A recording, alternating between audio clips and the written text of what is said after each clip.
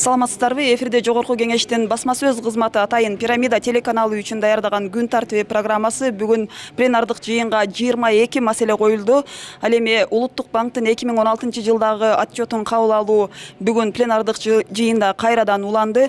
Мына ушул багытта депутаттардын пикирин уксак.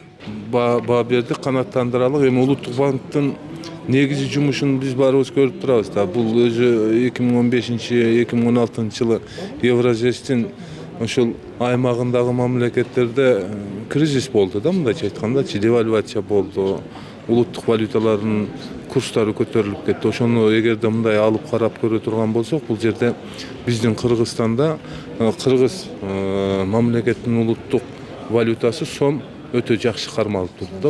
Ошондуктан 2016 жылы 2015 жылы Улуттук банктан мамлекеттик бюджетке түшкөн киреселер дагы мисалы үчүн өтө жакшы болду. Ошондуктан биз мындай мактанаарлык айта алсак болот. Улуттук банк өзүнүн баягы кесипкөйлүгүн ошондой эле кесипкөй инсандар иштеп аткандыгын көрсөтүп эле турат да.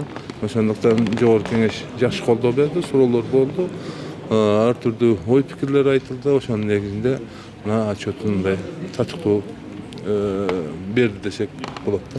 Сиз отчетту кароодо бир пикир айттыңыз, сунуш бердиңиз. Администрациялык чыгымдарды азайтуу боюнчачы. Мындан экономикабыз канчалык деңгээлде үнөмдөлөт деп ойлойсуз? Эми чынын айтканда бул маселени мен былтыр эле көтөрүп чыккан элем. Ошо былтыр эле ошол отчетну карап атканда мен каршылыгымды көрсөткөнмүн да. Бирок ошого карабастан быйыл ошол эле көрсөткүчтөр дагы эле кайра келатат. Эми айтып кете турган болсок, мисалы былтыр компьютер беренеси боюнча 120 миллион сомго компьютер алышкан. Быйыл 12 миллиондан көрсөтүп атат. Анан жанагы мебель деп коебуз, ошол эмеректер боюнча былтыр 54 миллионга алынган, быйыл 46 миллионга алып атат. Булардын мебель эле алышыр. Андан тышкары бүтелек курулуш деген статьясына былтыркы жылы 443 миллион.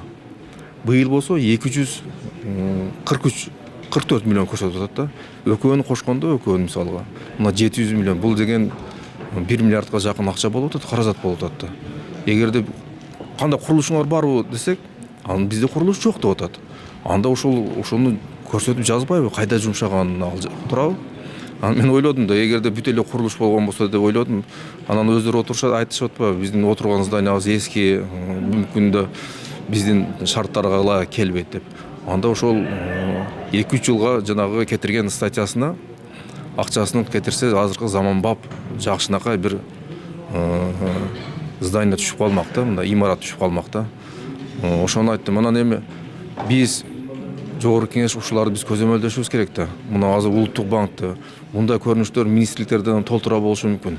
Себеби дегенде алар дагы ошо бюджеттин акчаларын каалагандай иштетишип атат да. Мына азыр Улуттук банктын отчетун кабыл алууда сиз эмне үчүн ошо Улуттук банктын мамлекеттик сатып алуулары көзөмөлдөнүш керек, аудит жүргүзүлүш керек деп маселе көтөрдүңүз? Биринчиден бизде жанагы сатып алуулар жөнүндө, мамлекеттик сатып алуулар жөнүндө мыйзам бар да.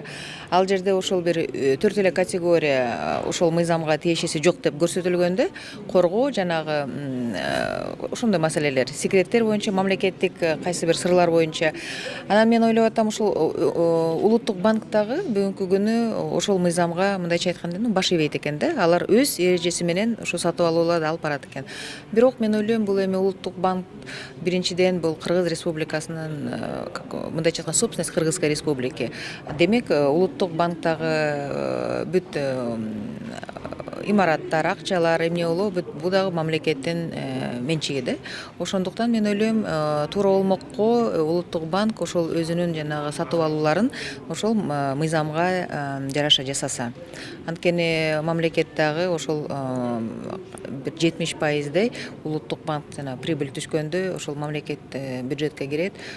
Мен ойлойм, биз дагы кандайдыр бир көзөмөл жасашыбыз керек. Мамлекет тарабынан, эсептөө палатасы тарабынан кандайча ошол акча пайдаланып атат Улуттук банк аркылуу. Улуттук банк өзүнүн жүйөсүн айтып атпайбы, аларга кедергиси тийип калбайбы, баягындай ачык айкын болуп калса? Бул эми алар дагы өз оюн айтты.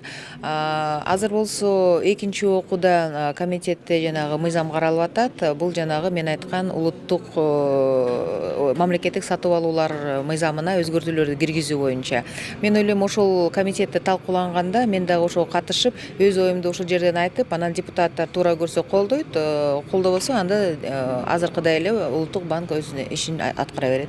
Улуттук банктын отчетун кабыл алууда сиз маселе көтөрдүңүз, улуттук валютаны өзүбүздөн чыгаруу жөнүндөчү. Анан бул биздин экономикабызды көтөрө алабы? Албетте көтөрөт. Буга чейин Кыргызстанда улуттук валютабыз чыккан күндөн бери ошол улуттук валютаны баса турган өзүбүздүн банкноттук фабрикабыз жок. Бүгүнкү күндө улуттук валютаны биз Англиялык Деляру компаниясы тендерден утуп алган, бирок алардын Англияда башка гана мекемеси болуп жайгашкан болсо, чындыгында Африкада, Кенияда басылат. Мен бул маселе боюнча фракция жыйынында айтканда бул киши мага калп айткан экен. Эмне үчүн ошо улуттук валютаны өзүбүздөн баспайбыз, ошо улуттук коопсуздук үчүн бизде базылыш керек десем, ушундай Казакстанда улуттук банктын алдында банкноттук фабрикасы бар, алар банкрот болуп калды деген маалымат берген. Өткөн айда мен ошо бир топ депутаттар менен, министрлер менен, өкмөт мүчөлөрү менен Казакстанда ошо банкноттук фабрика барып келдик. Кеч кандай банкрот эмес, алар эң кирешелүү фабрикага айланган экен да. Маселен, ошо улуттук банктын Казакстандагы банкноттук фабрикасында Казакстандын бир гана улуттук валютасы тең эмес, ал жерде акциздик марка, салык кызматына тиешелүү, ошондой эле мамлекеттик каттоо кызматына тиешелүү паспорттор, жана толгон токой мамлекеттик маңдайдагы документтердин баары ошол жерде басылат экен да. Мен улуттук банктын отчетун карап көрсөм, булар жылына 127 миллион сом акчаны коротушат ушул улуттук валютаны сатып алуу боюнча. Эгер 10 жылдык эле ушул акчаны карасак 1 миллиард 270 миллион болот. Ал эми улуттук басмакана ачуу үчүн анчалык акчанын кереги жок. Булардын 5 жылда короткон акчасын эле басмакана ачып койсо эң кирешелүү нерсе болмокто. Ошол талаптарды эске алуу менен ушу Жогорку кеңештин отчетун кабыл атканда токтом долбооруна бир пункт менен сунуш киргизди. Бул улуттук банкнотторду өзүбүздө басып чыгаруу жана улуттук банкнотторду баса турган фабриканы ачуу боюнча. Мына бүгүн сиздердин отчетуңуздарды кабыл алууда парламент тарабынан бир катар сын пикирлер айтылды, ошону менен катары сунуштар дагы берилди. Мына ушул сунуштардын кайсылары менен макулсуз жана кайсыларына каршысыз? Бүгүнкү күнү сиз айтып кеткендей, палатадан биздин 2016 жылдык отчетубуз кабыл алынып канатталсын деп чечим алынды да. Мындай дискуссия болгондо, суроолорду бергенде, көчөдө, бүгүндө ар кандай пикирлер айтылды да. Бу жерде бир нече пикирлер менен биз улуттук банк макулбуз. Бирок мен өзүм комментарий бергендей да, жана административдик чыгым деп атпайбы? Административдик чыгымды бул классификацияны караш керек да. Бул улуттук банктын өзүнө колдолгон нерселер эмес да. Бул жалпысынан финансовый системаны, банковский системаны баарына таасир эткизген закупкалар да. Ошондуктан буну кармаш керек. Анан бүгүнкү өзүңөр билгендей замандын жаңы талаптары бар да. Кибербезопасность, мошенничество, жаңы валюталар, криптовалюталар, ошолордун баарын жасаш үчүн биз өзүбүздүн инвестиция жасап туруп, өзүбүздүн коргообузду күчөйтүш керекпиз да. Бул улуттук банктын позициясы аябай туура экени өткөн жылдары жана кризис айкагында дагы бир жолу тастыкталды да. Ушу независимость Центрального банка, независимая кредитно-денежная политика позволила сохранить нашу валюту стабильной. Да? Улуттук банктын өткөн жылдагы жасаган ишине канааттандыңызбы? Кандай баа берип атасыз? Жакшы эле баа берем. Негизи макроэкономикалык көрсөткүчтөргө алардын таасири жакшы эле болду. Ошон үчүн биздин комитетте канааттандырарлык деп кабыл алды. Бирок алгылыктуу жумуштарды алып барыш керек. Өзүңүздөр көрүп атасыздар, бул валюта рыногунда да көп өзгөрүүлөр болуп атат да. Негизи экономикалык көрсөткүчтү бирдей темпте кармаганга улуттук банктын мындай кошуму болду да. Мындан тышкары палатанын кароосунда бир нече кредиттик жана гранттык макулдашуулар палатанын кароосуна коюлуп жатат. Анын арасында Кызыл Кыя шаарын таза суу менен камсыз кылуу тууралуу маселеси бар. Бул боюнча Кызыл Кыя шаарынын мэрин өзүн кепке тартсак. Бул өзүңүздөргө белгилүү Кызыл Кыя шаары союз мезгилден бери эле суу проблемасы бар. Бүгүнкү күндө ошол суу проблемасын чечүү максатында ошо европейский банк реконструкция деген эмелер менен проект менен иштеп бүгүнкү күндө жогорку кеңеште тийиштүү комитеттерде 3 окуудан каралып бүттү. Андан тышкары фракциялардын чечими дагы чыкты. Бүгүн Кудай буюрса палатада каралат. Бул маселе чечилип калса, Кызылка шаарынын суу проблемасы келечекте чечилет. Бул проект 3-4 жылда бүткөрөбүз.